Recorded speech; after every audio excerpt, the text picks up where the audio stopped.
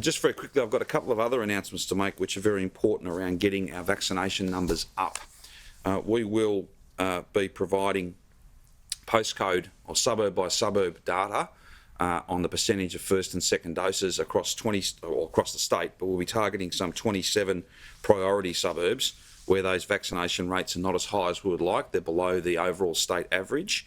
They're areas where we need to do more, and just like we've seen the north and the west go from, in some cases, less than 50% single dose to now well more than 75, indeed some above 80% single dose. It's been an amazing turnaround thanks to those people and thanks to the efforts of so many on the ground. Trusted voices, community campaigning, very localised community vaccination program.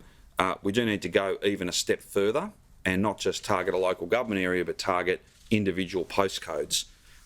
Those 27 postcodes are postcodes where the current first dose coverage rates are under 75%, and we're going to work to try and get those up as high as we possibly can, but certainly up from that 75% first dose. They cover a range of different areas, so outer suburban areas like Campbellfield or Frankston North, inner urban areas such as St Kilda and Kensington.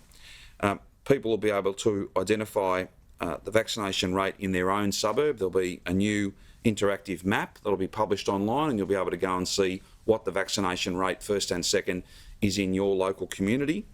I'm also pleased today to be able to announce that round one of the Vaccination Enhancement Grants program for those priority local government areas in Melbourne have been finalised. These are the GP and community pharmacy grants to allow them to employ more staff, expand their hours, rent additional space, fill out additional space. Ultimately, they're grants that allow them to get more jabs in more arms than would otherwise be the case. Round one has now been finalised. There are 300 GPs and community pharmacists who will be sharing in that $1.5 million in additional support. It's common sense. It's absolutely about doing those very practical, very local things that can make a big difference to the number of people who are moving through those settings. Many GPs and community pharmacies have been supported through round one, and many of those are located in those 27 postcodes that I just referred to.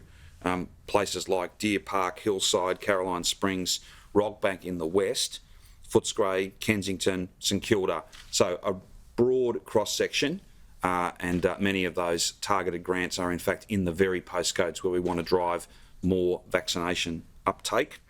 That is more than we had planned to invest, more than we had first offered up, but we've been overwhelmed with community pharmacists and GPs coming forward wanting those grants, so it just makes sense to provide that funding.